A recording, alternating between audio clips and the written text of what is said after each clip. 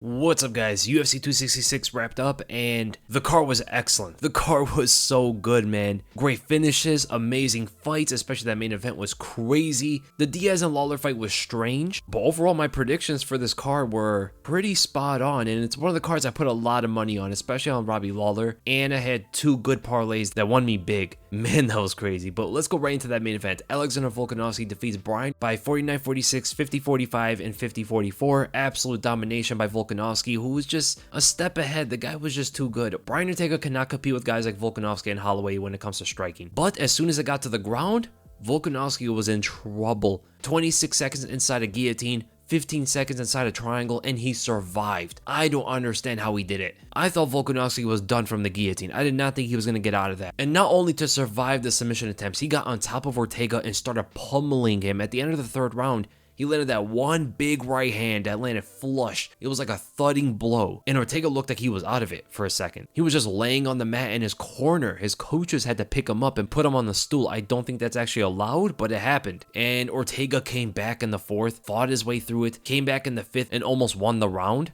That guy is so incredibly tough. Way too tough for his own good. And this is the second time we took a beating like this. Holloway did it to him, and now Volkanovski, and this is within his last three fights. 2 times within his last 3, he got beat down, and the guy's young, and like I always say, you never want to display how tough you are. When you're showing how good your chin is, you're doing something wrong, because you should not be getting hit that much and that hard. Ortega's striking is just not on the same level as most of these guys. Not on the level of Volkanovski, not on the level of Holloway, not on the level of Shikadze and Edson Barboza, maybe not even on the level of Calvin Kattar. But that's the way he approaches most of these fights, as a striker, mostly as a boxer. His boxing and jiu-jitsu are far ahead of anything else in his game. But honestly, the skill set he should put the most time in right now is wrestling. If he has lights out takedowns and like nobody's able to defend them, I don't see anybody beating Brian Ortega. If he could develop that kind of wrestling, who can beat Ortega, honestly? But he's spending so much time on his hands, that's not necessarily what he needs at the moment. It's the wrestling for him to get the fight to the ground where he can utilize one of the scariest Brazilian Jiu-Jitsu games I've ever seen. Without that, I don't think he'll ever be able to step up to the level of Volkanovski and Holloway. I don't think it will ever happen. They're just way too far ahead.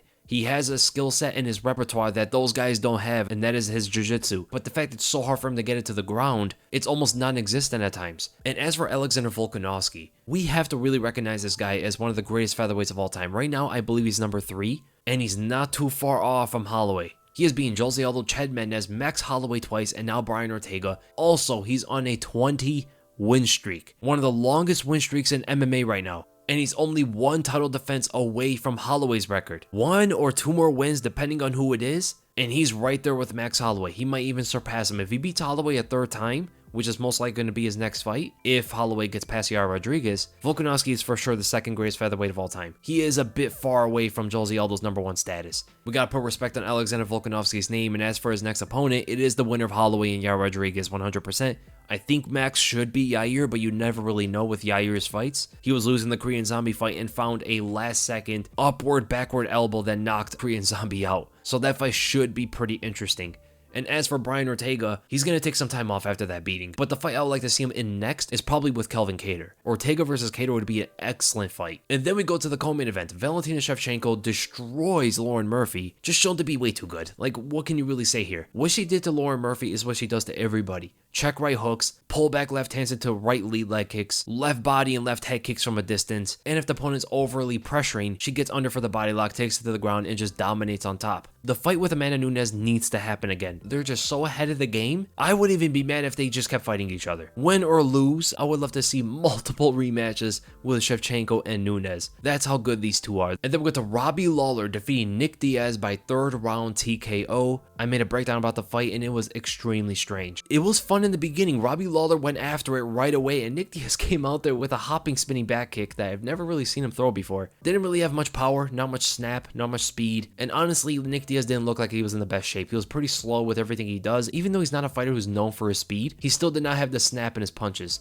And he was in way better shape a year ago. I don't know what happened to him. It was probably a big reason why he wanted to fight at 185. It might just be he didn't want to be in there. He was probably in there for the money. He said before the fight that he just needs to be in there. He needs to be a fighter. He needs to step into the cage because that's who he is. But ultimately, he didn't want to be in there. And that's the big difference. He quit on himself. And that is something I would never think about Nick Diaz, a guy who would quit in a fight. When I was watching Nick Diaz live in Strikeforce and the UFC, he would have been the last fighter I would ever have thought would tap to a submission or to strikes, let alone sit on the ground and not get up. He took a lot of shots, man, to the legs, to the body, some big shots to the head, but when he got dropped, he just didn't want to fight anymore. He might be just trying to protect his brain, that might be possible, but he was actually doing pretty well in the first and second round. Robbie turned up another level in the third and started just ripping shots to the body, hitting the legs, and started to move back a bit for his counter right hook. And ultimately that experience that Lawler has been getting for the last few years while Nick Diaz was out of competition paid dividend for him. He was sharper than Nick Diaz, he was in better shape than Nick Diaz, he didn't chase the ground where he would have done it in the past, because like I put it on my breakdown, when he dropped Carlos Condit, which is actually during the time that Nick Diaz was out of competition, he chased Carlos to the ground. He did it against Roy McDonald as well. He did it against almost every single fighter he's ever been up against in the UFC. It's great to see him not go to the ground with Nick Diaz because the fight would have changed a bit. Robbie Lawler was just the better fighter. They're both two old guys. It wasn't that high level of fight, to be honest. They're both way past their prime, but more so Nick because of the ring rust, and his mind is just not in the game. And the entertainment people gave for Nick Diaz versus Jorge Masvidal now looks extremely ridiculous. This is why I've been saying for a very long time, it's a great thing that that fight didn't happen. He's super durable. He still has a very good chin. He took some big shots that Robbie would knock anybody else out with. And for the most part, he was fighting back until he got dropped. Nick should not be fighting anybody. And for Robbie Lawler, I wouldn't mind him versus Tony Ferguson. That'd be fun. I think they're both two guys who are older in their careers that deserve fun matchups. And then we go to Curtis Blaydes defeating Jairzinho Rozenstruik by decision, showcasing his wrestling skills, but man was he standing a bit too long and it was getting dicey for him. He started to get tagged, got hit by a flush flying knee, and for anybody who questions Curtis Blaydes' chin, he took a flush knee by Rozenstruik, who's probably the third hardest hitter in the heavyweight division right now. It's just that nobody could take a shot from Derek Lewis and Francis Ngannou. They have otherworldly power. It doesn't matter how good your chin is. But Curtis Blaydes showed some good jabs. He was much faster than Rozenstruik. But the most frustrating thing about the fight was Rozenstruik didn't go for it.